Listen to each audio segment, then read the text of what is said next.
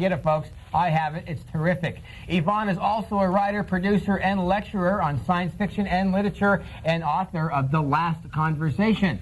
And Herb Solow, in addition to being author of the Star Trek sketchbook, is also producer, author, and former head of 3 motion picture studios. In fact, Herb is the man who hired Gene Roddenberry at Desilu. But we've forgiven him for that. Yeah, we sure have. And a man, here he is, folks, of course, needs no introduction. He is the very quiet and shy Harlan Ellison, probably the most controversial man in all of science fiction. Guys, thanks for being here. All right, let's get started. Humbly quiet and proud to be here. Let's jump right into science fiction versus sci-fi. Now, folks, as you all know, Harlan recently wrote a Newsweek article, Strangers in a Strange Land, that sparked a lot of controversy and was actually printed in over 1,600 newspapers across the country. The article aroused a lot of interest in defining the boundaries of science fiction versus sci-fi. Is there really a difference, Yvonne? Well, I was just talking to Harlan about that, and I was wondering out loud if science fiction is always filmable. I think not. I think of a story by Isaac Asimov called The Last Question, which stunned me when I read it. There's absolutely no way to film it. So I don't know if that's a criterion or not, but I have an idea that sci-fi is always filmable and science fiction is not. Joe, is there a difference? I'm inclined to agree. I think that science fiction tends to be, as best, a very interior kind of form, but then as any novel, it tends to be interior dialogue, interior monologue. But as sci-fi tends to be epic stuff, tends to be things blowing up. It really diminishes the whole field, quite frankly, to use both the term, my apologies to the Sci-Fi Channel, and to movies to be involved with that. Herb? Are you saying that science fiction is literary and sci-fi isn't? Essentially, yes. I think that there's too much emphasis on action, adventure, things blowing up in sci-fi, and not enough science fiction means there's some science in there somewhere, some speculation. It goes a lot deeper than that. When I did the essay for Newsweek, I was called by Newsweek, and they said the people who were in the Heaven's Gate cult, the Rancho Santa Fe people who died, what is the difference between what they believed and science fiction? And I said, well, what they believed is sci-fi. Sci-fi is a debasement. This is a terrible thing to say on the Sci-Fi Channel, on the Sci-Fi Vortex. I would much rather we were, on 60 Minutes, but we're not. Sci-fi is one of those horrific crotchets, as they call them. It's not even a real phrase. It diminishes anything. It's like referring to the feminist movement as fem-lib. And sci-fi is like, I suppose all Spanish literature would then be spic-fic, and all Jewish literature would be, kike-fic or something. This is all intended to diminish, and it makes it easy for people to dismiss it.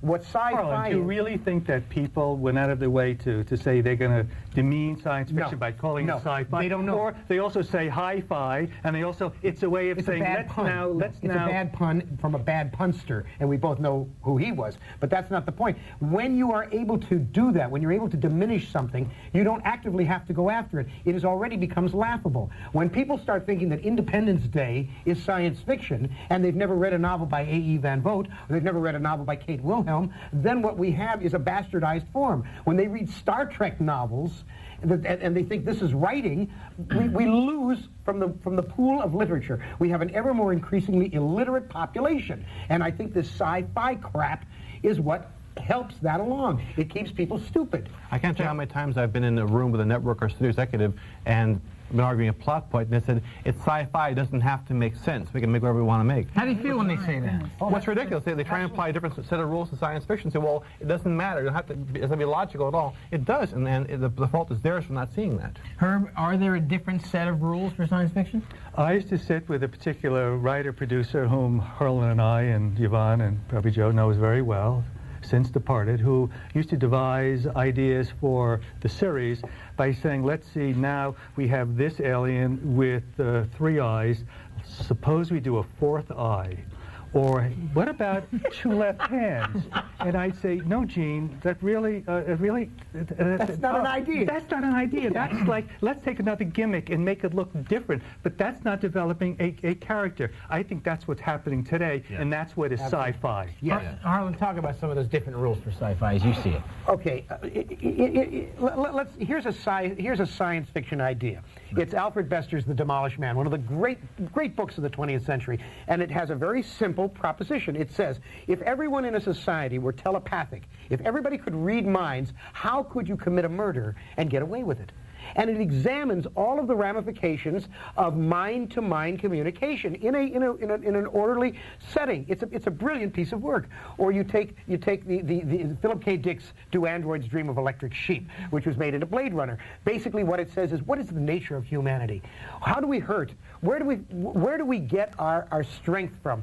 None of this shows up in a film like Independence Day. Right. None of this shows up in a film like Aliens. I'm not talking about the original Alien. I'm talking about the second one that Cameron made. These are what they do in these kinds of films, these sci-fi films. They deal entirely with plot. There is never an examination of the human condition, and the core of science fiction as a thinking tool is the effects of technology on human beings. How will we be affected? How will our lives change? But Harlan, that's the business. The business is to get people into the theaters. But people come to the theaters seeing giant explosions and giant this and giant widescreen this. Those films are made for that reason. They're not made so people will think. But you kill your own audience, Herb. That's the bastardization of the audience. But they're not killing it. $750 million later, they're not killing it. One crucial difference, though, is that a studio could say, you have a very violent, action-oriented mystery over here, you have a quiet, thoughtful mystery over there. Sci-fi to them is all the same thing. It doesn't break apart in that fashion. You don't lose anything. You don't have to coarsen something to make it acceptable. That's what they've done because they haven't got the sackle. They haven't got the brains to do it the other way. Yvonne, you agree? I'm just thinking that science fiction has more to do with fiction than it has to do with sci-fi. I think what Harlan's saying is the word sci-fi misrepresents science fiction as literature. And one of the things about literature is that it is internal and it does make you think, and it is a lot of self-examination going on in there, which we don't get in what is known as sci-fi. Unfortunately, everything's known as sci-fi. Right. So 2001 is science fiction. Giant ant movies are sci-fi. Right. That's the difference. Right. And unfortunately, we have to take a break. We're lots more here in the War Room, folks. We'll be right back when SF Vortex returns. Don't go anywhere.